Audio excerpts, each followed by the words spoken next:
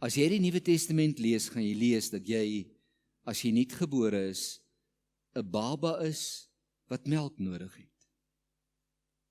Jy gaan lees dat jy moet opgroei, totdat jy die volle grootte van Christus, die soort lewe van Christus leef, hier en nou.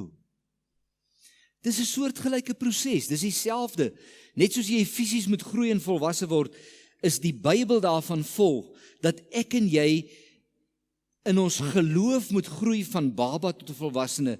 Dis die normale. Dis die normale. Maar hier is die werklikheid. In die 40 jaar wat ek in die bediening is, ontmoet ek oor en oor Christene wat al 10 jaar, 20 jaar, 30 jaar, 40 jaar gelede al weergebore is. Maar hulle is nog steeds babas.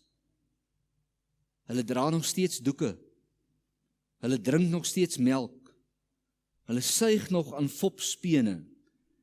Hulle is niks verder as toe hulle wedergebore is nie. En sê net gou vir my, as dit om te groei van 'n baba na 'n volwassene, is dit normaal is? Is dit normaal? As jy in jou geloofslewe wedergebore is en jy bly 'n baba. Jy's na 30 jaar, 40 jaar nog steeds 'n baba. Is dit normaal? Net as jy logies daaroor dink. Nee. Dis abnormaal.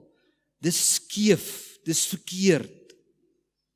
En dis waar hierdie tweede vraag vandaan kom. As jy dan wedergebore is, wat het geword? Wat so ontwikkeling het gebeur vandat jy 'n baba in Christus was tot waar jy vandag is? Of draai jy nog doeke en suig jy nog aan fopspeen? Wanneer dit kom by jou nuwe lewe in Christus. So kan ek dit nou ook vir jou vra.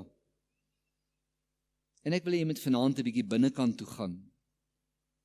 Kyk binne in jouself, in jou hart.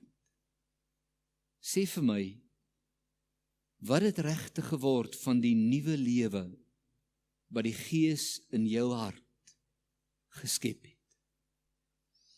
Dis 'n dringende vraag wat jy moet antwoord.